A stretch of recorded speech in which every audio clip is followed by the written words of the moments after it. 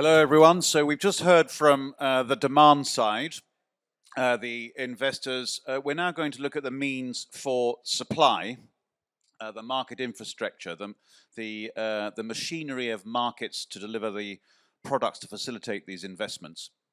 We've got an excellent panel to look at that for you here. We've got Paiboon Dumrongwaree, Assistant Secretary General, the Securities and Exchange Commission in Thailand, Aurelia Britsch, Senior Director, Global Head of Climate Research at Sustainable Fitch, Hiroshi Komori, who's a member of the International Sustainability Standards Board, Dumrongwaree, who's Group Chief Investment Officer at Prudential, and Boon, Chye, CEO of SGX. Of course, we opened the event together a little earlier. I promised that we wouldn't talk too much about standards. Standards are, of course, important, but I know the sustainable finance conferences drive themselves mad talking about it, and it crowds out other topics. Nevertheless, we are going to spend a bit of time talking about standards before we get on to look at products and other issues like data. We ran 2 straw polls last night at the speakers' dinner. Clive mentioned one, which is, if forced to choose, do you think the public or private sectors will ultimately mobilize capital to solve the problem? Of course, the answer's both, and that was well represented in what we just heard. We asked another question on standards. One of the challenges for these markets is, of course, liquidity, because the standards aren't necessarily fungible. There are lots of good reasons for that, including differences in need for different parts of the world, as we've already heard. And I asked the question, which is more important, to have a universal single set of standards for these markets, or to develop the machinery to live with a multiplicity of standards? And we've heard about the division of labor between supply and demand, with standards already among asset owners. Actually, we got sooner the latter answer, which is that the market will need to tolerate a multiplicity of standards. So, as I say, I don't want to spend too long talking about standards, but nevertheless, we do need to. So, Hiroshi, I want to turn to you first. It's the job of your organization to set them. Tell us where we are on a uniform set of standards, or indeed the need for multiple sets of standards, and then we'll go to look at the products that work through them. Over to you, Hiroshi. Thank you, John. First of all, I wish I could have been in the previous panel, because that was a great familiar discussion with myself when I worked for GPIF before I joined ISSB last year. So, but today I'm on a standard setter position. So so thank you very much indeed for this great opportunity for us to explain a little bit more about S1 and S2. I would like to first point out such as a conceptual framework of S1 and S2, three things. One is that we made S1 and S2 not say rule-based, very much detailed standard disclosures at all. We set S1 and S2 as a principle base for companies themselves, first to think about the future of their business for themselves, and then for the capital market through disclosures. That is one thing we discussed in the past 1 year. And also, we also made it a communication tool between, say, the companies and the investors, using the top-down approach and the bottom-up approach. For example, at the companies, when investors say top-down, which includes a CEO, CFO, CSO, and the board members, and when investors say bottom-up, which means that CSR department or say ESG development department or sustainability department at each company level, who make data. And top-down means something like a strategic discussion and on risk and opportunity by companies themselves on the short term, mid-term, long term. And the third one is that definition of our global baseline. This is my observation personally, but I think that global baseline S1 and S2 is a great gathering which match the need of investors. Hiroshi, just explain what S1 and S2 are for those that don't know. Yeah, sure. Yeah. So I'd like to say so the regulators in the Asian market adopt S1 and S2 as a global baseline. So in terms of immediate work on our side, as ISSB, we are now discussing the interoperability with the GRI and FRAG, how to minimize the additional burden of the corporates when they make a disclosure to the capital market one way, the other way to the investor, to the broader stakeholders, industries, fields. And the other one is that proportionality. Probably this would be a new word for many people, but which means that reliefs. I mean, particularly for small and mid-sized companies in the Asian market, for example, and also we placed several words which focus on such as unnecessary, say, undue cost or effort or something like that in the S1 and S2. And the final one is that capacity building. We are now developing the guide for regulators, adoption guide, and also educational materials for companies, particularly for small and mid-sized companies, by the end of this year, or hopefully COP28 in the last week of November in Dubai. So that's what we are discussing. And today's topic, transition finance, probably overreach on the S1 and S2 side as a sustainability-related financial effect on S1 for the top management people, and also data creation by, say, CSR people on the company level based on S2. That is our basic architecture. So you could perhaps say, rather than setting standards, what you're doing is providing a framework to supply information. That's correct, yes, yes. So we very much sticking to discussion on the board meetings, how to make up a framework. Then we go down to each paragraph one by one. Which pushes the work, I think, probably rightly back to the investors to make their own decisions based on the supply of information. And we'll come back to information and data later. Thank you, Hiroshi. Let's pick a regional example. Paiboon, let's talk about Thailand. Tell us about the regulatory framework that you've chosen to implement and why, and how's it being received by market participants? Yeah, thank you, John.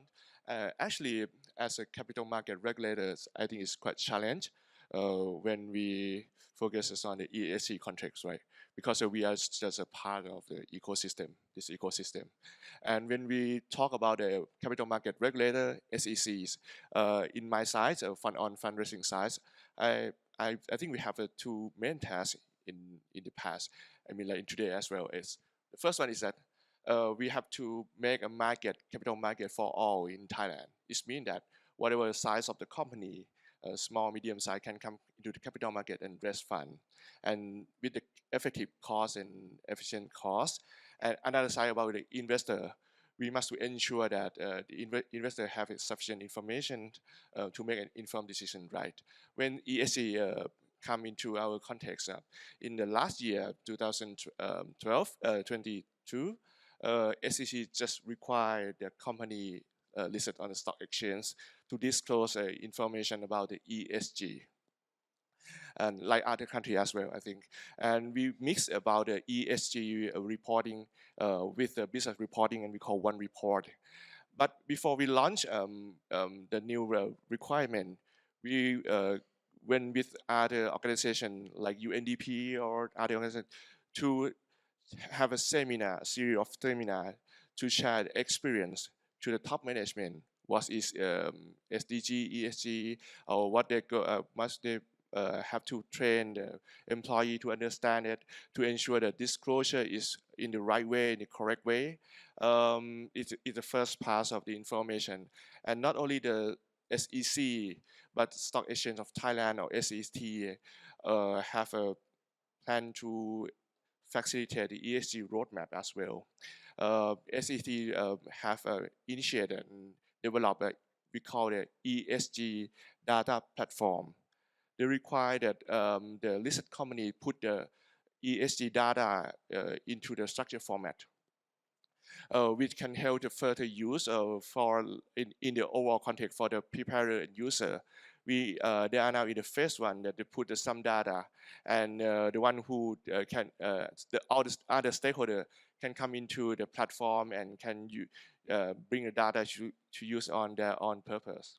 In short, as we've heard from the ISSB, it's about disclosure, providing information rather than prescriptive regulations about who can do what. Okay, actually, in the ISSB, we in the first phase of the disclosure in Thailand, we just require that you have to explain, apply, or explain. If you apply, you can explain why and the supporting the tools and document about this one. And that first phase, actually in the one report, the content of the ESG report in the full version. But for the structure that SEC is doing now, is only some item. And I think maybe we will have the full version of the structured data in next year, that the investor or stakeholder can bring it and can use it. And also, in another point is about the ESG disclosure roadmap in Thailand. I know that many countries in this region is preparing or launch a roadmap, right, up on the accommodated to up on the list of ISB. Thailand also in the process of this. Our view and approach is to combine the ISB standard with the ESG, our roadmap, and in line public comment of interoperabilities, consistencies, proportional implementation, and capacity building program. We will engage other people and stakeholders to assess their readiness and about the gap of reporting ESG report. Paiboon, two quick supplementary questions. Firstly, it's often said at these conferences that carbon dioxide doesn't stop at national borders. To what extent did you liaise with or coordinate other regulators in other jurisdictions or work within international standards?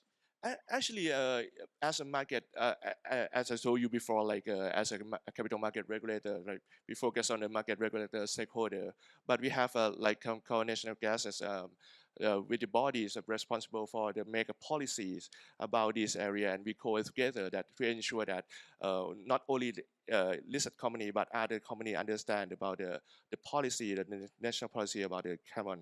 This one. And the other question, we've heard a couple of times today that actually there are risks in de-investment. Thailand's a pretty developed economy, but to what extent were there discussions about accidentally harming the economy by defunding things that you need for economic activity in Thailand? Say again? To what extent were you worried that the ESG framework might cause the wrong companies to be de-invested from, which would harm economic activity? Okay. Actually, in Thailand, I'm not sure, last week our Prime Minister said that about the ESG is not only the big company but the small and medium enterprise as well. We must have the policy to subsidize about and the policy to the small and medium enterprise, and also we will engage small and medium enterprise into the seminar or something that we can acknowledge them to understand the ESG. Thank you. Thank you, Paiboon. Boon, Chye, we've heard about standard setting. You're playing a key role developing market infrastructure that's going to enable liquidity in these asset classes. Tell us what work SGX is doing there. What products and indices are you developing here, and how are they being received by the market? What do you hope to achieve? Well, I think exchanges, including the XGX group, is right at the forefront at the interchange between capital flows and capital needs. And the goal is very clear. We need to facilitate the flow of capital towards the requirements of transition finance. There's also obviously guidance from the Net Zero Asset Owner Alliance out of GFAN, the Institutional Investor Group on Climate Change. So the goal is very clear, which is to really assist real world transition, but at the same time accounting for regional differences. And in that regard, we work with index providers, one of which is MSCI, and we also consulted asset owners, 30 of which, and we came out with the climate action series of indices. And in the previous panel, which is very interesting, clearly the engagement is a key and core part of transition finance. But that only is made available to significant asset owners who can directly engage companies, and that should continue and be an important part of that. But let's not forget that in equity capital, a third of which are really passive. And we just heard about standards, frameworks. We also need to signal to companies that even in normal indices, companies try their best to get into indices because you attract flows, you attract liquidity. And likewise, indices with climate action will serve the same purpose. And that's where I think transition finance can incorporate indices that has got climate action. And we have that today with our series of contracts with MSCI. But it's beyond that. I think exchanges, just like the SGX group, we are part of the ecosystem. We can bring market makers, we can bring liquidity, and that's what the early adopters of some of these indices are looking for. Wider adoption, there will be at some point an inflection where this train will just go. That's, of course, the key in all markets. Where do you hit the tipping point so that the market becomes a self-fulfilling generator of liquidity? What more needs to be done to generate the adoption of these indices? I mean, in the world of investing, and many of you here are experts in that, you want to make the toolkit, whatever new toolkit that's available, to be seamless to what investors are used to, right? So equity benchmarks, market cap weighted benchmarks, risk management tools, or reference points that investors are used to. Any toolkit should try and think about what is the usual that investors are looking at, and that's what I think will continuously drive greater adoption, and at some point the tipping point will come. Yeah. Because today is not climate change as CHANGE, is CHANGED. So action has to be taken quicker. And a couple of other questions, Boon, Chye. We've had a very interesting one from the audience, which points to the fact that to an extent you're a gatekeeper. So it's implicitly a question about how you compile your indices. It says, this is from Fauzan, I'm sure you each have specific metrics about sustainability. What specific metrics are often hard to fulfill by most listed companies? So how do you, I think that essentially asks how you compile your indices. So you first, Boon, Chye. Well, I don't think there's any particular specific metric that is hard to fulfill by most listed companies. It is the different standards that investors have to plow through when a company make those disclosure. We talk about ISSB. It took us decades for us to come to IFRS. And even today with IFRS, we still have got other standards. And each national accounting regime has its own, but it adopts each other. So I think it's not so much about specific metric, but being able to reconcile. And as Paiboon said, even at ASEAN exchanges, we're all coming together to try and harmonize as much as we can, or try and explain the differences so that investors can make a good judgment out of it. Okay, Paiboon, also to you this question. Okay. What metrics do you use, and which are the ones that are hardest to fulfill?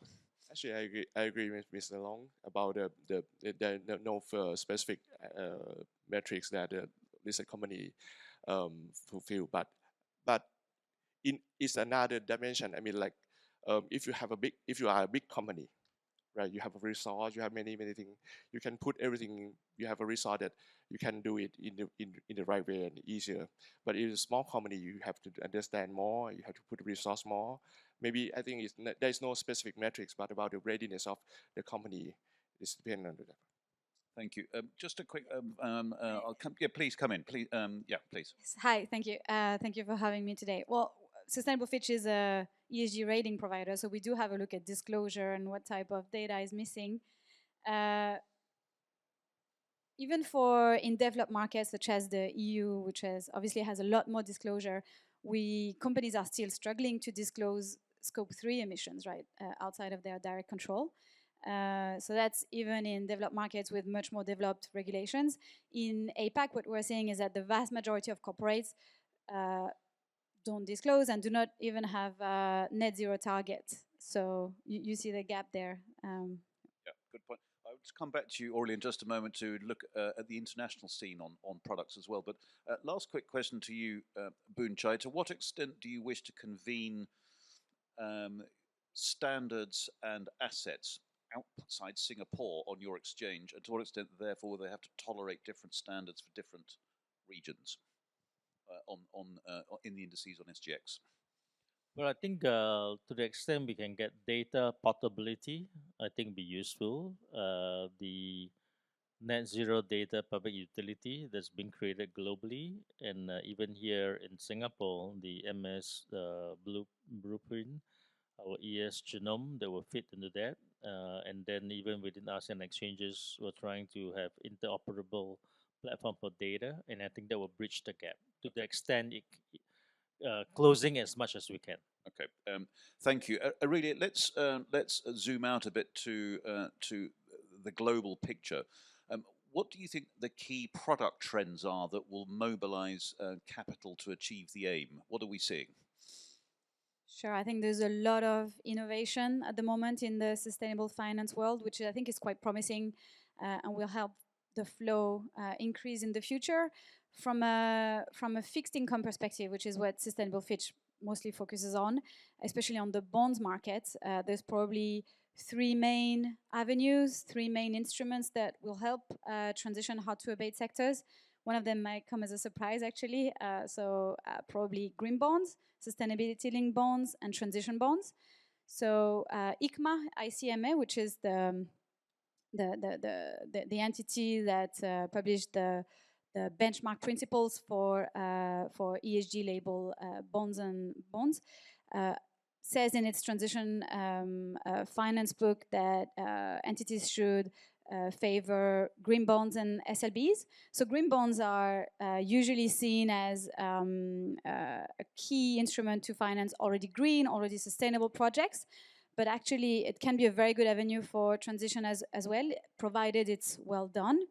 Think, for example, of a steel producer in Asia that wants to raise funds for specific projects, specific lower carbon or low carbon, zero carbon steel producing facility with a very credible transition plan in the background. Well, that's a very credible way to use a green bond, contrary to what can be expected of a green bond, generally speaking. And then you have SLBs, which are KPI-linked instruments. Those allow a lot more flexibility to issuers. And finally, transition bonds, which are the newest, I would say, product out there. The Japanese government is quite supportive of this instrument, and we've seen a few Japanese corporates issue a few transition bonds. Those are use of proceeds bonds. So far, international investors are sitting a bit on the sidelines because they have some concerns over real additionality over these projects. You're an important part of the capital markets infrastructure as a rating agency. The transition finance is an extremely intriguing, promising area, but we've already heard a couple of times today that people are worried about essentially greenwashing at standards and disclosure. How does Fitch regard solving that problem? You're probably part of the answer, aren't you? Yes, we try to be. I think greenwashing can really be an issue for transition because it can emphasize the already fine line between actual transition activities, transitioning entities, and business as usual finance. So the way we do it as Stable Fitch is to have a global methodology. So mainly it's based so far on the EU taxonomy, which is the most established, remains the most established at this point. But we are actively looking at regional developments in taxonomies, because we hear a lot of interest. Even today, we're hearing a lot of interest on localization, local context. So we are closely following the development of local taxonomies, and probably in the future we can also assess against those local taxonomies what's the real sustainability level, not only of the strategies, the commitments, but also of the pure business activity. So one way we limit greenwashing is by allowing a large share of our ESG entity and instrument rating to be based on the actual entities or the use of proceeds business activity. What exactly is the core business of the entity, not only just its targets or commitments, which are useful. Sounds like a difficult thing to fudge. I want to come on to Don in a minute. So we've got a whole load of new work for investors. I'll come back to that in just a second. Just a little away from transition finance, we heard earlier from GIC about the pricing of carbon increasing, I think 16-fold in Singapore next year. Tell us a little bit about carbon pricing. 6-fold. Yes. Okay, my apologies. 6-fold. Still, it's a big jump. So tell us about the evolution in carbon pricing worldwide. Sure. I mean, I think it can be widely expected that carbon prices will increase. Mandatory carbon prices, I would say, on local markets. For example, in the EU, we've seen that the carbon prices have not really dipped much, despite all the few crises we've gone through over the past few years. So that's more like a market-based approach. In Singapore and in a few Asian markets, I think government entities are looking at carbon taxes. Those are increasing as well. And from an investment perspective, I think we've heard it from the previous panel, carbon prices are a key tool to assess transition risks in the future, relying on climate scenario analysis, trying to trying to assess what would be the impact of the rise in carbon prices on entities in the future. Okay, thank you. Don, I'd like to turn to you. We heard from several public investors earlier. You're a major asset manager. We've just heard from a rating agency. In the 1950s, I think, still, they didn't create ratings in the way that they do now. That work was done by investors. And then we created this system for uniform standards in ratings that allow the bond markets to work more easily. It sounds like that's nearly impossible in sustainable finance in various ways, and that actually the investors are going to have to do their own due diligence work based on the information they're provided from the standard setters. So that sounds like a lot of new work for you guys. Tell us how you feel about that, the setting of standards and the new level of work that you'll have to do to mobilize capital into these asset classes. Sure, thanks. As you know, as a Prudential, we are one of the largest emerging market investors, as we operate in 24 markets in Asia and Africa. So we have made a very strong commitment to the climate transition investment in emerging markets to develop, together with the recommended industry player, the ecosystems for transition finance in Asia and in general in emerging market. Compared to the market in the developed market, well, we can see that actually the emerging market, including Asia, actually is quite behind what's happening in the developed markets, both in product and in capital market side. One of our goal is, as an investor, is to working with regulators, with the stock exchange and index providers to invest in product, to design product, to invest in product, to be able to mobilize private capitals into emerging markets, including Asia. So recently, you probably have known that we have been partnered with SGX, BlackRock, and Temasek, we anchored the MCI Asia Pacific Climate Action ETF. This is something we have been looking into for a very long time in terms of index investment, because we want some index to be forward-looking, to be just inclusive transition, so with no sectors left behind. I think the design of the index meet our requirements, and we feel strongly that we should be able to invest in it and have a strong signal to the market that we are moving capitals from into the so-called transition leaders in the industry. We are also in the pipelines to working with on the private market side. We are also working with another sovereign wealth fund to develop a Asia-focused transition fund to be launched in Hong Kong. So that's something from private to public. We are on both sides. We are very focused on to trying to develop the ecosystems in emerging markets in Asia. On the frontier market, as you know, we are very active to. The previous panel mentioned about branded finance. We are actually quite active in branded finance in the frontier market. We have worked with several MDBs, developed financial institutions, DFI, to invest in social responsible projects in both Vietnam, Cambodia. We invest the first solar panel project in Vietnam. Recently, we also invest in the first green bonds issuance based on international standards and in local currency. We believe it's extremely important to have a local capital market development in each of the region each of the countries or market we work with, because we have long-term needs for long-term sustainable investment assets. We need to match our liabilities. So that's something we are focused on.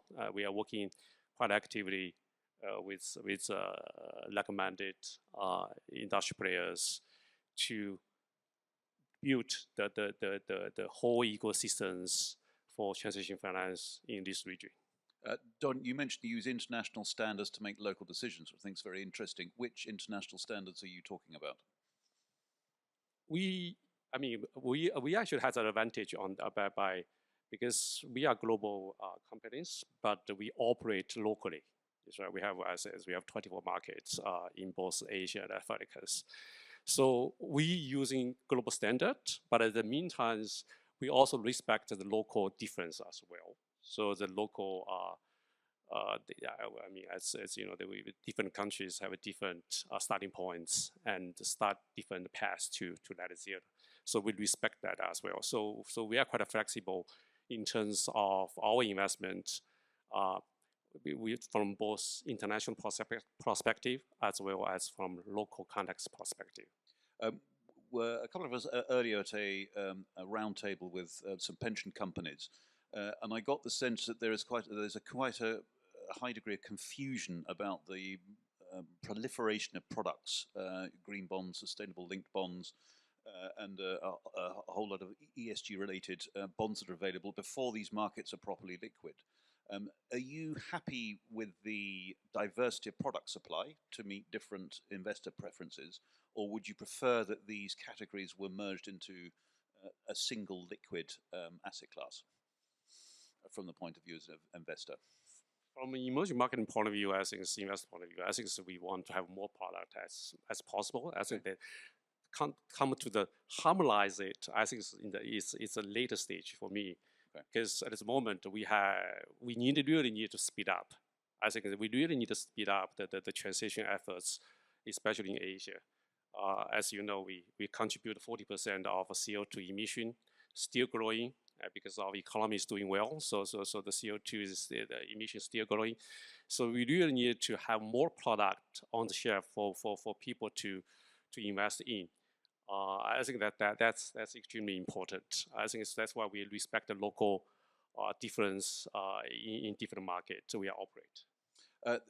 Finally, for the moment, from you, what kind of demand are you seeing from your own clients? Again, we heard earlier from other pension companies that a couple of them were essentially saying, we'll build it and they will come, because depending on the demographic, there's only a middling interest from retail consumers in sustainable linked products. So what are you seeing on the demand side from your own customers? I think it's growing. I think it's especially among the younger generation.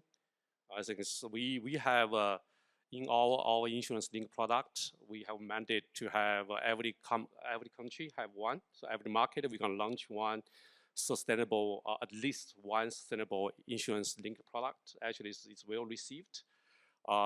And also that's the action we are doing as a company. It's also well received by our policyholder as well, because as I said, we have a strong commitment to help the countries to transition to net zero, and it's also in the long-term interest of our policyholder as well. I think the audience is asking about the next question I want to ask on transition finance. But before we do that, I want to do one of a rather more broad point to each of you, actually, which is what else in mandatory disclosure, which we've heard about a couple of times, could help advancing APAC in transition finance. That's a pretty broad question. It gives you a chance to say a whole variety of things that you might want to do. Hiroshi, starting with you, what would most advance the transition finance market in this region apart from mandatory disclosure? Yeah, as a ISSB, we don't specify any say tool such as a carbon pricing, carbon credit, or some other things. So as well, we don't specify say other tools such as green bond, say sustainability bond, so whatever name it's there. So, but overall, I think I believe that those say tools or initiatives are really based on appropriate data given by companies overall, or data providers as well. So therefore, in order to develop the the perfectness and the correctness of the data year by year, I think that quality of the data disclosed by companies is really important to decide the future market or future quality of the climate change issue. In other words, perhaps you're saying what's necessary is the step before mandatory disclosure. It's the infrastructure to supply information in the first place, I think is what you're saying. Paiboon, what do you think would most help develop the market in APAC, except for mandatory disclosure, which you also have? Okay, I think we have many different frameworks. We have an ASEAN taxonomy. Actually, we have Thailand also have a Thailand taxonomy as well. I think to enable to make people understand that we need more guideline or guidance about how to go to the details of when you issue a bonds, a green bond or sustainability bonds, what the issuer need to do to in line with the framework. I think is a very important. That's why we're in Thailand now. We have a Thailand taxonomy that covers only 2 sectors, but it contribute the significant share of carbon emission and high energy use, which are transportation and energy sector. And we will focus more on four more sectors about manufacturing, waste management, agriculture, and real estate.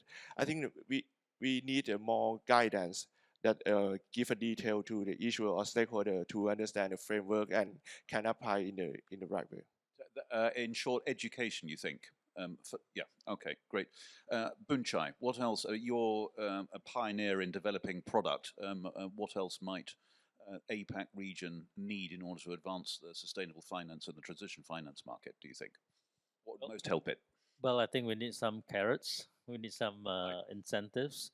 I mean, if you look at companies, doesn't need to be listed. It could be unlisted. It applies to every company. For a listed company, being listed is not a destination. It's just a journey. You want to keep coming back to the market for capital. because you want to grow your business. For an unlisted company, you're part of the value chain.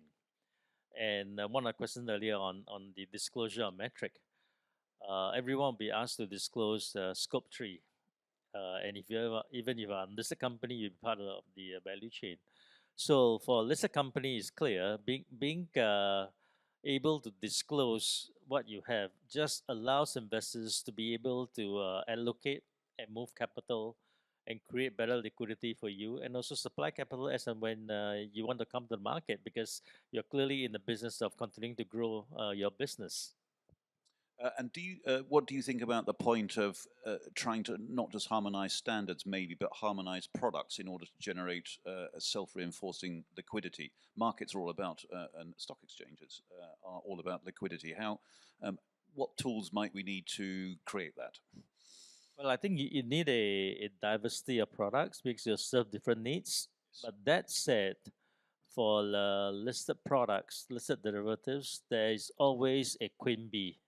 There's always a hyper-liquid contract, and you need that too, which we have at the SGX. Then it draws in the liquidity, and it also allows for very specific needs for participants on very specific products and services.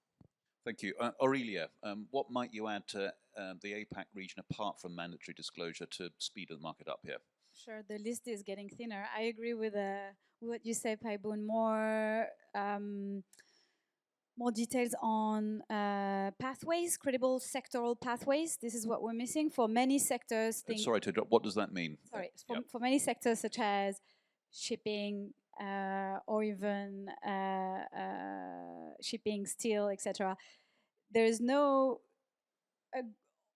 overall globally agreed upon pathway to net zero. Technologies are still developing, so there is some kind of competition sometimes between countries or entities into making the market believe that their solution, their approach is the main one, but actually there is still some huge debates, scientific debates over what exactly is Paris aligned, Paris Agreement aligned, what is net zero aligned. So having more sectoral pathways, which can be also defined by country taxonomies, which define not only which sectors fall into the taxonomy, but also which criteria of specific companies, specific project align with that sectoral pathway that's needed.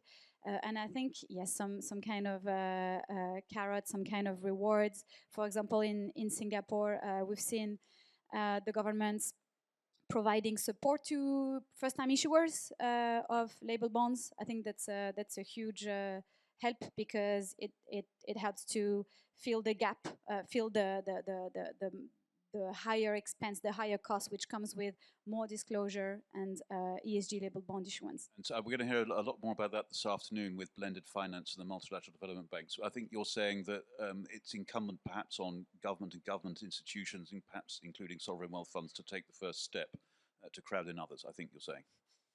Policy, I agree with what was said on the previous panel. Policy is kind of the bedrock of pushing the capital markets to make more efforts. And I was very positively surprised to see investors mentioning that policy will be needed. Yeah, I think that's a very particular aspect of this market. Don, Aurelia was suggesting we've run out of things to offer Asia, but if you've got any others, please say. I think it's one of the important tools which is in this market is guarantee. Right. As I mentioned, we worked quite extensively with MDI and all these organizations to invest in the frontier market in both Vietnam and Cambodia. We feel that it's very, very important tools to scale up private financing into this market, because this market tend to be, one from a credit rating point of view, is sub-investment grade. And all the projects, because of country ceiling, you're not able to get an investment grade. For capital constraint, I mean, like us, we are on capital systems, and then you have to, if you invest non-investment grade, it's the penalty is very expensive in terms of capital charge. So to having that's one. Second one is all the other risks involved. So the country risk I just mentioned, and also a project risk, foreign exchange risk as well. So this risk actually, it's very difficult to analysis, and it's very complex. But the multinational development bank and the DFIs, they have been working in these areas for a very, very long time. So they basically use their reputation, use their expertise, able to, to a certain extent, de-risk for us. So they can do the partial guarantee, full guarantee, or equity investment. Then we can go in and take the debt financing, which is very powerful.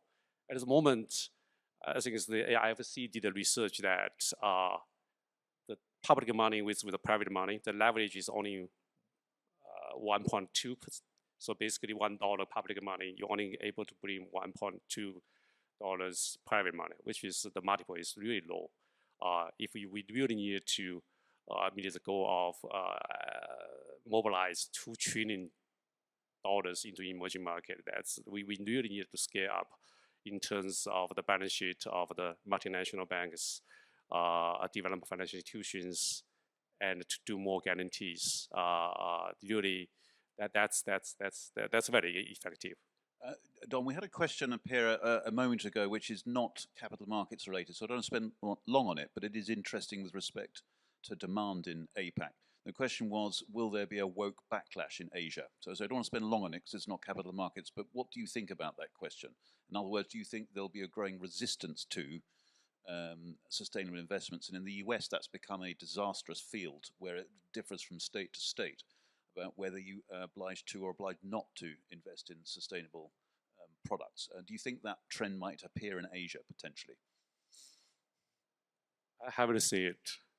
As we are aware, I mean, as Prudentials, we of course, as a fiduciary duty to our policyholders, and then also greenwashing risk. It's extremely important. We want to make sure that in terms of data disclosure, taxonomy, we are in line with all the standards which we see in each of the market we operate. Okay. Any other panelists want to comment on whether there'll be a woke backlash in Asia? So I don't want to spend long on it, but it's an interesting idea that retail demand might go down because people are worried about the here and now with inflation and so on. I think, if I may, John, I think when we look at transition finance or net zero pathways, just transition is important. The socio-economic impact is important. In the previous panel, the coal-fired power plant was brought up, and this was said by Don too, in terms of Asia is 50% of the emission, and out of which a third of those comes from coal-fired power plant. And we also know that the power plants in Asia are much younger, 12 years old, versus in Europe. You can't retire a 12-year-old coal-fired plant just like that. That will create your work culture. And while we're on the topic of transition finance, at some point, if you were to retire a 12-year-old coal-fired power plant in the managed phase out, instead of running it to the full 40, 45 years old, at the point of whatever it is, 20, 25 years, for the balance of the life, someone would be willing to pay for that in the transition. You can call it transition finance, but it's essentially transition credits. And I think taking into those considerations, I think are equally important. If we just have pure divestment, pure exclusion, it creates a lot of other issues that I think could bring the risks of the work culture here. In other words, it was a very good question in terms of. There's a question here as well about penalties, and I think that's quite interesting. What are you've bought a green bond, but the issuer misses their targets. What happens next? Aurelia, perhaps to you on that first. Sure. So green bonds are use of proceeds bonds, meaning there's not really any target. You commit within your sustainable finance framework to fund with the use of proceeds bonds, whether green or blue, transition, etc., what projects you're going to be financing under what concepts. And then targets are more linked to SLB, so KPI-linked instruments. So there are, on the use of proceeds bonds, UOP bonds, there are a number of considerations and aspects that you need to look at in order to make sure that the UOP bond has enough impact, enough either green or social outcomes. First is the type of project that this bond is going to finance. Is it really adding? Is it absolutely sustainable, or is it really improving on social aspects? And that's based on usually taxonomies alignment. And then another side of it is around transparency and disclosure. Do you publish the type? Do you give information on the type of projects in detail that you are funding? And after a while, I think every year or so, you need to disclose on how much of the UOP has been actually allocated to those projects. There is a lot of it's well organized, and there is a number of a very strict framework to follow. In other words, you're saying because of the provision of data, essentially the market will find out and disinvest, and that's the penalty. Yes, exactly. I think investors are becoming more and more, they are discerning more and more between the qualities of use of proceeds bonds. Not all green bonds are created equal. There's a very wide variety of impacts. For example, one example we've seen recently when we're doing an instrument rating for a utility company. In the sustainable finance framework, they listed, all right, with our green bonds, we might fund 3 different types of projects: energy efficiency, renewables, and another one. And they, in the end, when you have a look at the project that was actually funded in their follow-up, yearly follow-up publications of the bond, they actually funded the easiest option, the most cost-effective, which was energy efficiency measures. So yeah, there's a lot of quality differentiation, even among the greenest and the easiest of the label bonds. Don, we ought to ask you, as a massive asset management company, you're sitting on your data feeds and you're finding out that some of these issuers are missing their targets. What happens next from your point of view? I think that previous panel has mentioned many times. Engagement, it's actually that's we spend a lot of time, so we have the whole team do it, and I think that's extremely important as one of the investors. The dialogue open with the issuer, I think you're saying. Yes. Yeah. Okay, there's we can't get through the day without mentioning AI. We've got an audience question about that. I don't know whether we've got to say a lot about it, but certainly I'm recently from Cybos, a payments conference, where AI is going to solve the huge regulatory headaches that banks find themselves with to solve all sorts of cross-border KYC, AML issues and so on. We've talked about standards and the multiplicity of standards being a hurdle for this market, but also the need to have lots of different standards. Is technology the answer to generating liquidity in these markets, because you can get the machine to tell the difference between the standards and do the work on your behalf? Why don't we start with you on that, Hiroshi? How are investors going to solve all of these standards without hiring an uneconomic army of due diligence people? Yeah, thank you, John. That may be related to the original mission. I mean, how to get investors and the companies get out of alphabet soup in a capital market. Exactly. And I'm not criticizing personally that situation, but simply there are too many disclosures and initiatives in the capital market. So another definition of a global baseline of S1 and S2 means that mandatory worldwide common standard set of S1 and S2 in future. So that is our dream. It's not easy at all, but that is our original vision given by FSB, G20, G7, and IOSCO as well. So we would like to pursue talking with the communication with the regulators in this area and the investors and the companies and stock exchanges and providers. Yeah, everybody in the market. Boon, Chye, I'm quite interested in this from your point of view. Maybe it's a broader point for you. Exchanges are technology companies as much as they're anything else. What difference might AI make to you, particularly in this management of data and a multiplicity of different data flows that relate to these products? When we talk about different frameworks, for one, we would build a model, we would train it, we will load the different standards in there, and then for any participants, you can pull out what are the gaps and differences. You can reconcile it easily. And if there are more different products and services with different contracts, we'll put that into the model and train it and tell the participants why is this contract different from the others. But I think more importantly, GenAI will allow for knowledge management. And I think a point was being asked about in greenwashing. You could easily load in the information and then ask about a particular company, about a particular sector, their practices. And I think it's just a good tool to have, I think, in this journey and transition finance. Aurelia, over to you on this one.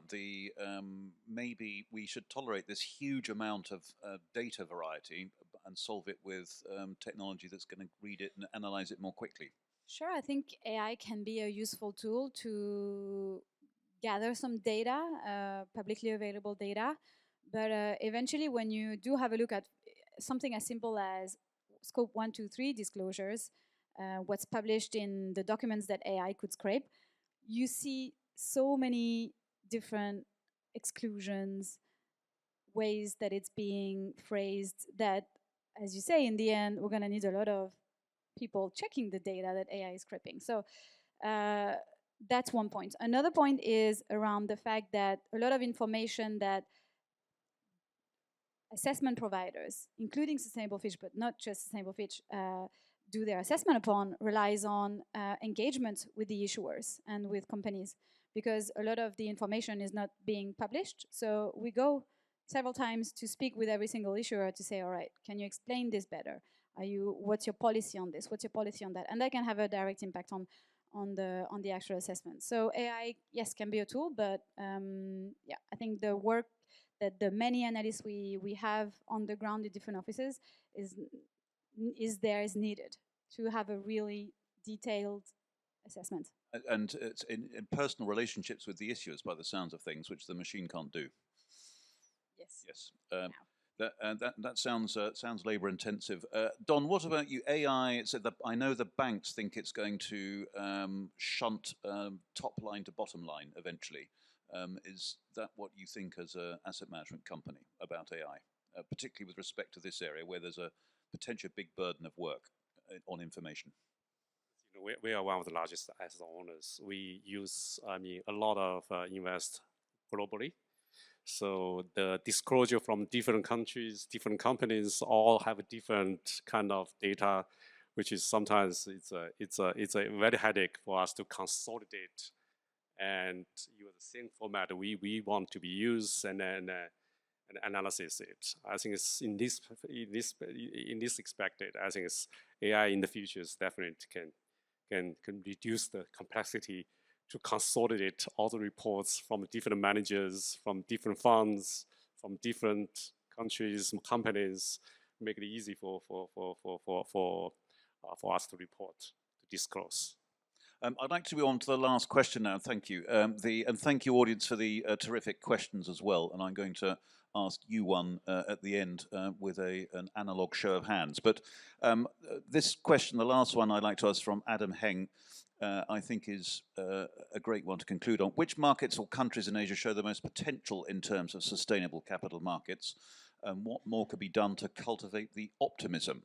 Boon, Chye, that's going to be a difficult one for you to answer, but maybe Paiboon. But tell us, perhaps more generically, what more can be done to generate optimism? I'll start with you, Paiboon. It's difficult questions. In Thailand, a total, in case of bond, green bond, ESG bond, like the number of bond, the total value of bond until from 2018 until the October, we reached $20 billion US. Green bond, sustainability bond, SLB, and social bond. And most of the and over half of the bond sustainability bond, followed by green bond, and social bonds and SLB is the last one. And we had a question about which I'm afraid we haven't been able to answer, the relative popularity of green bonds and SLB. Perhaps you can very briefly touch on that. What more could be done to mobilise? I think like bonds. Like the panelist says about green bond is quite popular, but SLB in Thailand only 4 cases the success. I think in Thailand we try to promote the SLB because I think it is a game changer for the transition finance. We try to promote like how to set a standard, how to set a goal, and also a timeline to achieve the goal. We promote the issue, but I think we are in the process of doing this. I think that if we have more success case like green bond, a number of SLB bond will be more than I think. Okay, great. Boon Chye, If I may just quickly, well, I think Singapore is an important role to play, but I think it's more than that. Each market is important, but I think Singapore is more interconnected. I think that's an important role to play. I think what more can be done to cultivate the optimism, I think is here and real. If we look back into 97, we had a crisis. There was no bond market in Asia. Look at the bond market today. In 2000, was the start of the internet. No doubt we had a bad start, but look at where it is. Likewise in 08. And now climate crisis is real, it's existential. And I think that transition finance, net zero is here to stay. And I think it will be on the path that we've seen what history has done when there's a crisis. Excellent. Thank you. Hiroshi, what about you? What more can be done to generate optimism? You said reduce the alphabet soup. I think that would be a good move, but anything else? Thank you very much. Having lived in Tokyo many years and traveled very much in this region, I now find out that how much broad this area is, and each country has a different background, experience, history, ethnicity, or capital market one by one. So it is not easy for us to talk about the overall Asian market, but towards 2015-16, in terms of adoption by the regulators at each country, I expect a great harmonization in this region to the world. So I attended the PRI in person in the first week of October in Tokyo. Our Prime Minister Kishida-san announced that the Asian Transition Finance Coalition, so officially. So I'm not familiar in the detail yet, but I really hope it works for everybody in this region. Yeah, thank you very much. Thank you.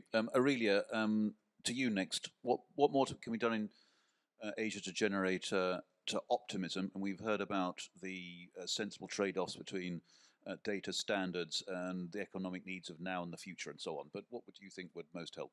Sure. I mean, I like the question, which countries in Asia show the most potential. I mean, Singapore and Hong Kong are so dynamic at the moment, developing so many frameworks that will really push finance to go there. So it's really great to see. Then in terms of where the transition needs to happen from an issuer perspective, have a look at Japan and Korea. Korea actually is a very big issuer of social bonds, but it means that the markets, the fixed income market, their ESG market is quite developed already. So we could see a pickup later on of maybe green or SLBs bonds to finance the transition. So there's, depending on, as an investor, where your focus is, which sectors, etc., there are many opportunities all around, and an increasing number of diversity in terms of labels, in terms of type of issuers as well, corporates, even sovereigns, etc. A bit of the curveball. No one's mentioned China in any of these panels. We've got Ma Jun later, who did an amazing job creating a green bond template in China. What about China? That is the country that has the most to do and has plenty of policy people working on it. But how optimistic are you, Aurelia, within reason? Sure. I mean, the Chinese market is quite divided between onshore and offshore. There's a lot of issuances on the onshore market. And then some of the offshore market is going through Hong Kong. So it's very dynamic as well, but extremely localized, I would say. Yeah. Don, I'm going to ask you I to... agree on that, actually. Okay. So they just give you a... I want to give you the last word on this, and I said we wouldn't ask you to pick a country, but pick a country. We just mentioned about China. It's, Okay. it's a very dynamic over there, Okay. to be honest. I mean, you look at the green bonds issuance last year. For the whole emerging market, half of them is from China. The China, every year they install the solar panel. 1 year is 11 times the whole continent of Africa. So you can imagine that's how fast, how in terms of the scale they are trying to move. Yeah, of course. Thank you. That was very helpful, useful review of the markets. I've got a question for you, the audience, please, just before we finish. You've heard this 126 trillion number, half of which is for Asia to do. Based on the two panels you've just heard, so you've heard from investors, you've heard from market infrastructure, do you believe that 60 trillion will be met by 2050? I know there's 2060 out there as well, but let's stick with 2050. So if you think that it will be met by 2050, please raise your hand. We've got one person. So that's that. We'll call that no. So anyway, thank you very much. And Clive, back to you.